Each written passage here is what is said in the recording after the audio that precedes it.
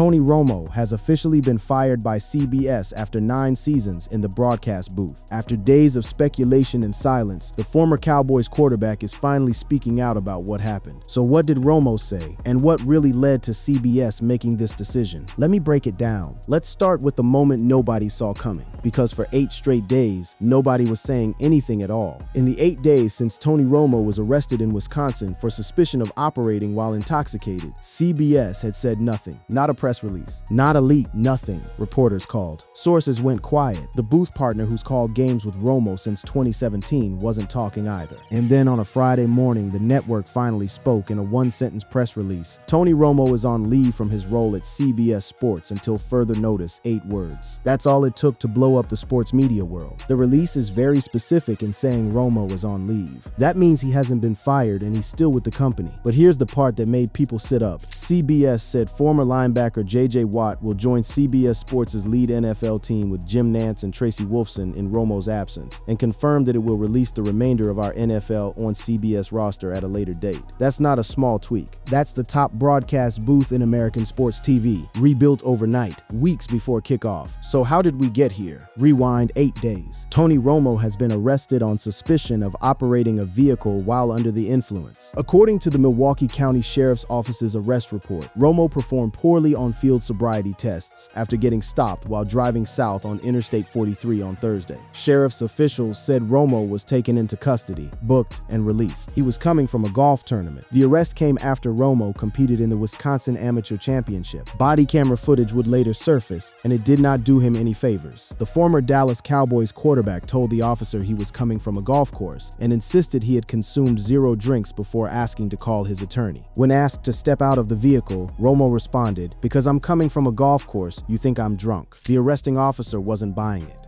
The arresting officer said she observed red, glassy eyes and smelled alcohol coming from Romo. Now here's where it gets worse for him. After completing the tests, Romo refused to take a breath test, telling the officer, "I've heard from all the lawyers, don't ever do that."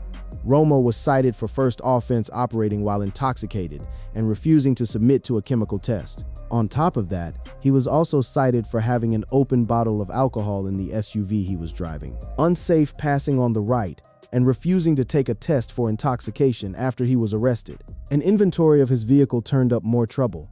It was revealed that during the impounding of Romo's black Jeep, the 46-year-old had an open container of booze on the passenger door, putting a potential $267 fine on his name.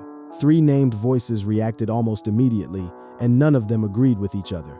First, the CBS insiders. Before the network said a public word, sources were already working the phones behind the scenes. The Daily Mail had reported days earlier that CBS executives had already closed ranks around Romo, with one source telling the outlet, "I don't want to act like it's not a big deal, because it is, but it's not going to get him fired."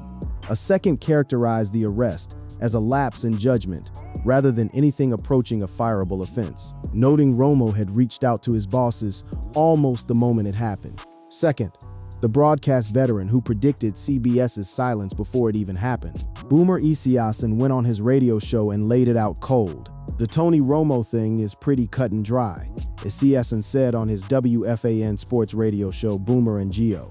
"You know what it is. You know what he did. You know that it's regretful for sure. CBS hasn't made any statement. I don't suspect that they will." He then predicted the next headache on Romo's calendar. "And I think Tony will ultimately have to face questions, and he's going to end up having to go before a judge in September, right in the beginning of the football season." Third, an unexpected defender from Romo's old playing days. Former running back LaShawn McCoy jumped on his podcast and pushed back hard on the idea that Romo did anything worth punishing. On a serious note though, sometimes I think, and I'm not saying the law enforcement, but sometimes like we're overdoing our job, because he doesn't even seem drunk. McCoy said before Emmanuel Acho pressed him on whether Romo should just get a pass. McCoy didn't hesitate. "I'm giving him a pass. God dang it," McCoy said before asking why Acho also wouldn't give him a pass. 3 completely different reactions. CBS calculating. Esiason resigned to the silence. McCoy defending him outright. And in the middle of all of it, Romo himself hadn't said a public word until his actions started speaking for him. That's the story everyone was watching unfold. a network staying quiet, a locker room of ex-players choosing sides, and a broadcaster whose next move would decide whether he ever sits in that booth again. To understand why this hit as hard as it did, you have to understand what Romo actually built at CBS and how fragile it had already become before the flashing lights on Interstate 43. Romo joined CBS Sports in 2017 as the top NFL analyst following a 14-year career with the Cowboys. He'd never gotten to a Super Bowl as a player. Then, almost overnight, broadcasting handed him one anyway. He became famous for something almost no analyst had done before: calling plays before they happened, reading formations in real time, and telling the audience what was coming next. It made him must-listen TV. It also made him, according to the money behind the desk, one of the richest voices in sports media. Romo reportedly has a 10-year, $180 million contract that runs through 2030. But somewhere between the highlight reels and the contract renewal, the shine started to wear off. This wasn't a sudden collapse. It had been building for a while.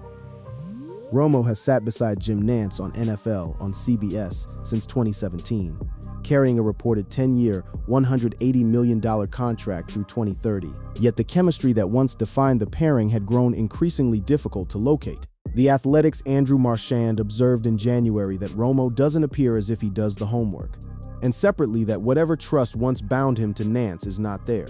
That's a brutal thing to have written about a partnership CBS spent years marketing as the best in the business. It wasn't just outside reporters saying it either. Even network leadership had quietly stepped in. In recent years, Romo has been widely criticized for mistakes, uttering strange noises and talking over broadcast partner Jim Nantz. Previous leadership at CBS even held what was described as an intervention with Romo in 2023 to better his preparation habits. An intervention, not a pep talk, an actual sit-down about whether the top analyst in the country was still doing the work. And the criticism kept finding new angles to attack from. During a Bills-Broncos broadcast, fans erupted online when Romo brought up the wrong quarterback entirely. Tony Romo talking about what Patrick Mahomes did in 2023 on the road in playoffs. In a Bills versus Broncos game in 2026, a second fan said. Another fan summed up the frustration bluntly. "Hey dude, that ain't Mahomes, fire Tony Romo," a social media user said. CBS Sports president Sean McManus had already been fielding those complaints for years, and even he'd admit the network occasionally had to rein Romo in. "We sometimes say to him, hey, calm down a little bit, because you do get too into the game," which I think is a plus. But I think generally speaking, people really enjoy listening to Nantz and Romo and Tracy Wolfson.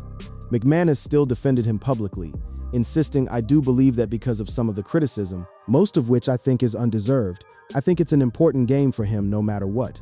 So when the Interstate 43 arrest happened, it didn't land on a clean slate. It landed on top of years of doesn't do the homework, an actual intervention, and a fan base already primed to call for his job over a wrong name in the booth. That's the tinder. The arrest was the match. And once TMZ got hold of the body cam footage, the match turned into a fire that spread across every corner of sports media.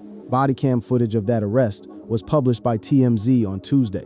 Within hours of that, conversation had already drifted to an unexpected place in the podcast realm. Suddenly, it wasn't just about whether Romo had a drink before driving.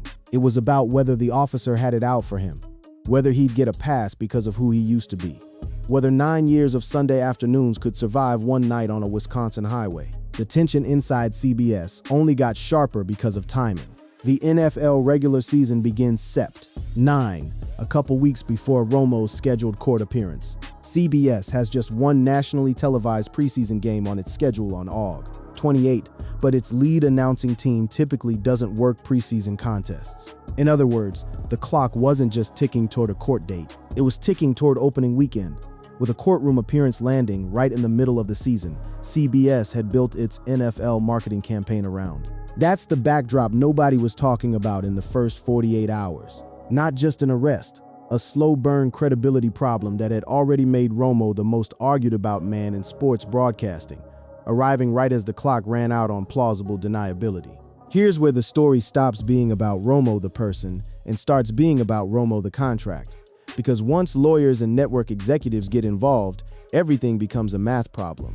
The number at the center of it all is enormous. The network pays Romo around $18 million a year on a contract that does not expire until 2030.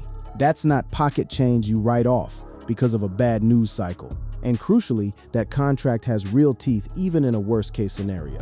Unless language in the deal gives CBS a way out, the network would have to pay Romo his remaining salary even if he were fired. Multiple insiders confirmed the same math was running through every executive conversation. He surely could be terminated at any time. Unless the arrest falls within the definition of a termination with cause, CBS will have to keep paying him. Firing Romo wouldn't save the network a dollar unless lawyers could prove the arrest qualified as cause. And a first offense citation in Wisconsin was a thin argument to build that case on.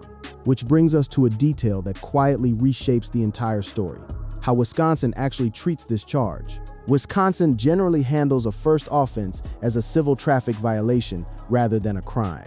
Not a criminal charge, a civil one. That single fact is likely why CBS never used the word fired, why the statement so carefully chose leave instead, and why insiders kept telling reporters this wasn't going to cost him the job. That's exactly the argument multiple outlets ran with. Romo will not be fired from CBS following his legal issues, according to the Daily Mail. However, a source told the outlet he might step back a little short-term, but he isn't going anywhere long-term. The source didn't stop there either, dismissing the entire premise of a firing outright. That wouldn't make any sense for us at all. A separate CBS insider backed that up with almost identical language, describing the arrest as serious but nowhere near a career ender. According to the Daily Mail, a CBS source noted that Romo could step back on a temporary basis given the gravity of his alleged conduct here, but that it wouldn't make sense to fire him over it. Another maintained that Romo's OWI arrest is still a big deal despite his job remaining secure. So why the leave at all if nobody at CBS actually wanted him gone? Because leadership needed a version of "we're taking this seriously" without triggering a contract fight worth 9 figures. The compromise was optics. Pull him from the booth, install a Hall of Fame caliber name in his seat, and let the calendar do the talking. That's exactly what happened. The NFL season doesn't start for nearly 6 more weeks, but JJ Watt will temporarily move up and work alongside Jim Nantz for any time Romo misses. Watt wasn't some outsider brought in cold either. He'd already been building his broadcasting resume inside the building. Watt joined CBS in 2023.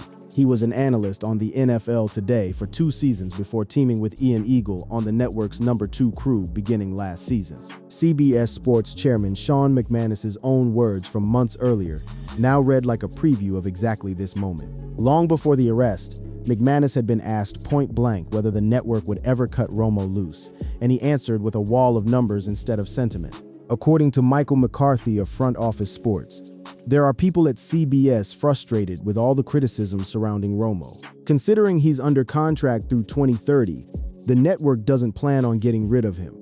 As for those calling for Romo to be demoted or dumped, here's a reality check.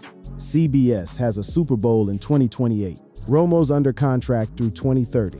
He's not going anywhere, McCarthy wrote. That quote was written in January, months before Interstate 43 ever entered the conversation. It reads now like the network had already decided, long in advance, exactly how far it was willing to go if a storm ever hit. And when the storm hit, the network followed the script almost exactly: a leave, not a firing; a temporary replacement, not a permanent one; total silence, then one clinical sentence. Even the timing of Watt's promotion carried its own subtext. He wasn't a random substitute. He was already the network's designated next voice. JJ is one of the greatest players in the history of the NFL and a future Hall of Famer, Burson said. Over the last 2 years, as a studio analyst and on social media, he's connected with fans through his passion, insight, and desire to truly have fun. CBS didn't just need someone to fill a chair. It needed someone the audience already trusted, in case the leave stretched longer than anyone was saying out loud. And notice what the network's statement deliberately left out. CBS did not specify a reason for Romo's leave. No mention of the arrest. No mention of the citations. Just an effective date and a name. That's not an accident. That's a legal team choosing every word with the contract sitting open on the table in front of them. So while fans argued online about morality and consequences, inside CBS, the entire decision came down to a much colder question. What version of doing something cost the network the least money and the least embarrassment, while keeping the door wide open for Romo to walk back into that booth the moment the story cools off? For over a week, Tony Romo said nothing publicly. Not a statement, not a tweet, not an interview. That silence became its own headline. While the former NFL quarterback has yet to comment on the incident, it's pretty clear that Romo understands the repercussions are to come, just hopefully none that may have cost him his gig at CBS. But silence in public doesn't mean silence everywhere. Behind the scenes, Romo had already started talking, just not to reporters. The moment the red and blue lights came on, he was reportedly on the phone with the people who sign his checks. A second characterized the arrest as a lapse in judgment rather than anything approaching a fireable offense, noting Romo had reached out to his bosses almost the moment it happened. That's the first crack in the silence. Not a press conference, but a phone call made before the sun came up the next morning. It told CBS executives everything they needed to know about how seriously he was taking it, long before the network ever had to decide what to say publicly. Then came the parts of his own voice that leaked out through the body cam footage itself, arguably the closest thing to Romo speaking that the public had access to for over a week. He wasn't combative in the traditional sense. He was defensive, almost bewildered, insisting repeatedly that alcohol wasn't the issue. The former Dallas Cowboys quarterback told the officer he was coming from a golf course and insisted he had consumed 0 drinks before asking to call his attorney. When asked to step out of the vehicle, Romo responded, "Because I'm coming from a golf course, you think I'm drunk?" He even brought up an old injury as part of his explanation during the physical portion of the stop. During the exercises, he says he has trouble bending over because of previous back surgeries. Whether that framing helped or hurt him depends entirely on who you ask. But it was, in its own way, Romo defending himself in real time, on camera, before any lawyer or publicist got to shape the message. There was one more moment buried in that footage that told you exactly how seriously Romo understood the stakes, even in the moment. When the officer asked him to take a breath test, he didn't hesitate. After completing the tests, Romo refused to take a breath test, telling the officer, "I've heard from all the lawyers don't ever do that." That's not a man panicking. That's a man who already knew instinctively what protecting himself legally required, even in the back of a squad car on a Wisconsin interstate. And once the legal process actually started moving, Romo's actions did more talking than any statement could. He didn't quietly accept the citation tied to the refused test. Romo has requested a hearing to challenge the citation, but he could still lose his license for a year. That's a direct response, not words, but a legal filing, pushing back against the exact part of the arrest that carried the harshest possible penalty. Outside the legal system, Romo's calendar told its own story of a man pulling back from public life entirely. He didn't show up anywhere he didn't have to. He's already canceled his appearance at the golf tournament he was scheduled to attend and play in, and over the next few weeks he's looking to keep a low profile while the situation settled. That wasn't the only event he walked away from either. He was scheduled to appear at the MNP Group Texas State Open this week, but withdrew after his arrest. 2 tournaments, 2 withdrawals. For a man known across the golf world as a scratch player who loves the spotlight of celebrity events. Stepping back from both said more than any press release could have. Then, finally, the moment everyone had been waiting for, CBS's own statement, which functioned as the closest thing to an official word on where things stood. Tony Romo is on leave from his role at CBS Sports until further notice, the network said in a statement. Short, clinical, but after 8 days of nothing, it was the loudest sentence in sports media that week. Even that statement raised more questions than it answered. The statement doesn't reveal whether CBS initiated the leave or whether Romo requested it. It also doesn't address who will replace him on the network's #1 NFL broadcast team with Jim Nantz and Tracy Wolfson. Was this Romo stepping back on his own, the way he'd already stepped back from 2 golf tournaments? Or was this CBS making the call for him? Nobody outside a small circle of executives and lawyers actually knows, and that ambiguity is exactly why the statement detonated the way it did. What we do know is this: between the phone call to his bosses, the body cam exchanges, the requested hearing, and the quiet withdrawals from public events, Tony Romo had been speaking the entire time, just never in the form fans were waiting for. No press conference, no personal statement with his name attached, just a man managing every visible piece of the fallout in real time, while the actual words came from lawyers, sources, and one bloodless sentence from the company that pays him $18 million a year. So where does this actually leave Tony Romo? And what happens between now and the moment he potentially steps back behind that microphone? The court date is the next fixed point on the calendar, and it's arriving right when it hurts the most. He has a court appearance set for Sept. 21. That's not a quiet off-season date buried in July. The NFL regular season begins Sept. 9, a couple weeks before Romo's scheduled court appearance. If CBS brings him back for opening weekend, he'll be calling games with a pending court date hanging over every broadcast. The legal exposure itself, according to most reporting, isn't the part that threatens his career. A first offense for operating a vehicle while intoxicated for Wisconsin carries the possibility of a driver's license suspension and fines. A suspended license and a fine, serious, embarrassing, expensive, but not the kind of criminal record that ends a broadcasting career on its own.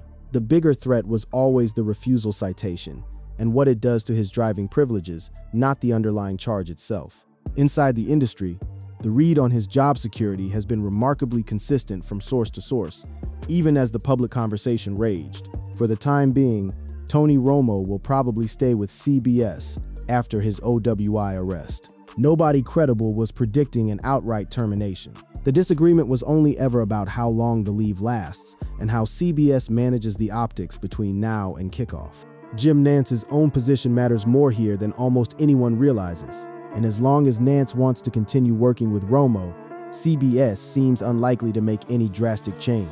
The two men have called games together since 2017. If the partnership survives this, it will largely be because Nance decided it should. There's also a version of this story where Romo never needed CBS forever anyway. Long before any of this happened, insiders were already speculating about a natural exit point tied to something entirely different: his golf game. Romo's a scratch golfer who's won many celebrity events. At age 50, he might be as likely to try out for the Champions Tour as stay in sports TV. That's not a punishment. That's an escape hatch, quietly available if the broadcasting chapter closes sooner than his contract technically allows. For now, though, that chapter hasn't closed. It's paused. JJ Watt is in the chair. Jim Nance is still asking the questions. And Tony Romo is somewhere between a golf course in Wisconsin and a courtroom date in September, working through a legal process that will determine far less about his career than most people assumed the day the arrest broke. What we've watched over these past 2 weeks isn't really a firing story at all. It's a story about how much power a 9-figure contract, a loyal broadcast partner, and one carefully worded press release can buy you, even in the middle of the worst headlines of your professional life. The leave is real. The court date is real. The $180 million is real. Whether Romo walks back into that booth for week 1 or week 3, or not until the calendar flips past his court appearance entirely, that part is still being written. One quiet legal filing and one canceled tournament appearance at a time.